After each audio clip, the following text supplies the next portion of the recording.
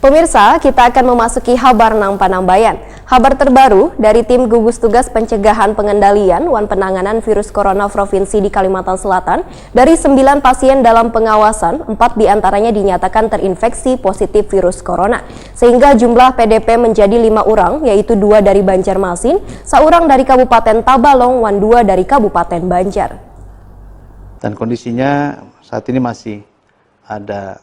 Kabar terbaru dari tim gugus tugas pencegahan pengendalian wan penanganan virus corona Provinsi Kalimantan Selatan adalah dari 9 pasien dalam pengawasan, 4 diantaranya dinyatakan terinfeksi positif virus corona. Sehingga jumlah PDP menjadi 5 orang, yaitu 2 dari Banjarmasin, 1 dari Kabupaten Tabalong, wan 2 dari Kabupaten Banjar. Juru bicara gugus tugas pencegahan pengendalian wan penanganan virus corona Kalimantan Selatan, Muhammad Muslim, wae jumpa media Kamarian Senin 30 Maret 2020 menyatakan, kasus pertama nang terkonfirmasi positif yaitu pasien Ulin 9, yaitu seorang babinian berumur 50 tahun asal Martapura, Kabupaten Banjar. Kemudian pasien Ulin 10, seorang lelakian berumur 45 tahun dari Martapura, Kabupaten Banjar. Untuk pasien Ulin 11, seorang lelakian berumur 56 tahun rujukan dari Banjarmasin, sudah memasuki perawatan hari ke-8, wan kondisi masih ada sesak nafas. Sedangkan pasien Ulin ke-13, lelakian berusia 21 tahun asal Kabupaten Tabalong, ujar Muhammad Muslim, sudah memasuki hari ke-8 masa perawatan di rumah sakit rujukan di RSUD Ulin, Banjarmasin.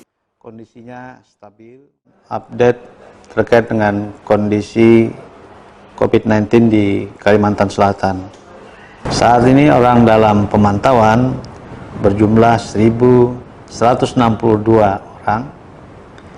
Ada kenaikan 19 ODP dari kemarin yang berjumlah 1.143. Kemudian pasien dalam pengawasan yang dirawat di Rumah Sakit Umum Daerah Ulin sebanyak 7 pasien.